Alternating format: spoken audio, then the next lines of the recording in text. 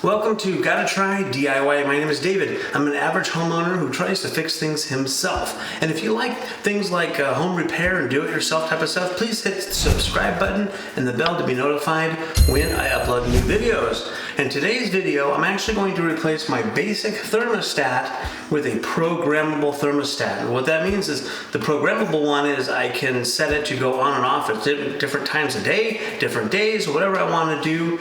So that is what I'm going to do today. So come along, let's see if I can get this to work. Okay, now let's take a look at the new thermostat. Again, this is a programmable thermostat, and you'll notice it looks a lot like the one I have. So this may be easier than what you may have, but let's go in and take a look and see what's inside. Okay, and inside the box we have, I'll just put this here, there is a little label guide that you're supposed to label the wires once you're, before you take the other one off completely, you label it, but we're gonna go talk about that in a minute when we go out there and do that. There is an instruction booklet, of course a lot of instructions. It's very simple to do actually. There's some stop warning, do not return back to the store if you have any problems with it, and some more caution stuff, whatever. And here is the unit itself, and they give you some screws as well as wall anchors. And the unit here, I actually did take a look at this beforehand, and I put batteries in it to turn it on and do all that kind of stuff. But you'll see that this looks very, very similar to the other one when we open that up. So that's what you get in the box. You do need to supply your own batteries. This does not come with batteries, so AAA batteries, 2 of those, and that's it for that. So let's go take a look at the unit outside and compare them and get this installed. Okay, the first thing we got to do is to take off the old thermostat. Now yours may be as simple as this, it may be a little more complicated, but this is how this one works. This is a little Honeywell, and you basically just pop it up. I mean, it's really that simple. It does come with a couple batteries that are in there for the timers and all that stuff, the thermostat readings. There's some pins and switches, and then there's this little wire bar here. I'm going to talk about that in just a minute, and it's just screwed onto the wall. So pretty simple. Yours may be similar to this. You may have a different type of base plate that the wires are hooked up to, but this is how we do this one. Okay, remember that little sheet of stickers that I had in the box? Well, each one is kind of labeled with different colors and different, G for green and Y for yellow, etc., etc. So if you have wires that either are not colored correctly or your pins, each spot that it's put into also has the color letter yellow, green, white, red listed on the little bars there. So when you go to take this out, you need a tiny little screwdriver to unscrew it and pull the wires out. You can label each one if for some reason it's not color coded already, but your bar is. That way you can identify these to put it to the new one. Because the new one that I have, let me show you that. The new one comes with a base plate, which is, for me, it's exactly the same. It's got this little bar that you unscrew the little screws and you put the wires in and so forth. Now, I'm gonna cheat a little bit on this one, particular one. Now yours, again, may be different. You might have to take the wires off and put it onto the new platform. You just take a couple of screws out, pop this out, and once you get the wires out, screw this on, plug the wires back in. But because these are actually the same, it's the same brand, Honeywell brand, and same configuration, same bar, same size, the whole bit, I cheated ahead of time and I tested it, and I could put the new thermostat onto the same old base plate. So I'm just gonna clip it on and I'm done. So for me, it's super, super easy.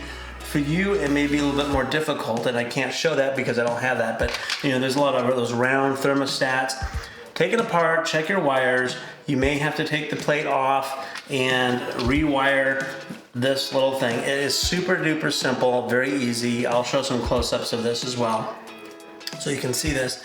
Super easy, but once you get that done, you make sure you put the batteries into the new situation here. Now there's also a little switch here that will indicate if you have gas heating or electric heating. So you want to check to see what you have, whether through your manuals, through whatever you have on your heating and air conditioning unit, or what is set already on the original one. Mine is still set the same as my old one. I just kept it there.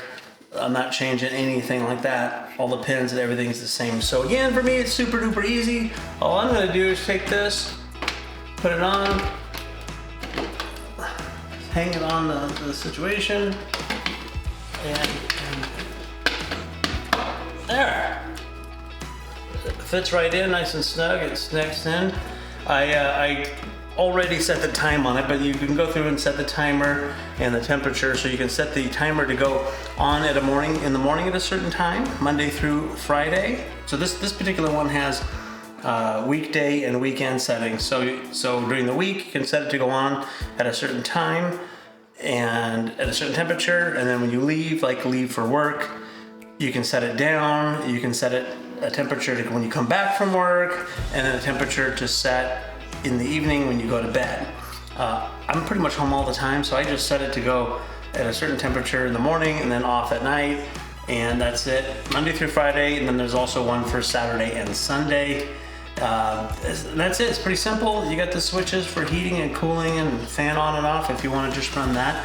And that is it. It is super, super simple. They do recommend that you turn the power off of your air conditioner or heater unit first.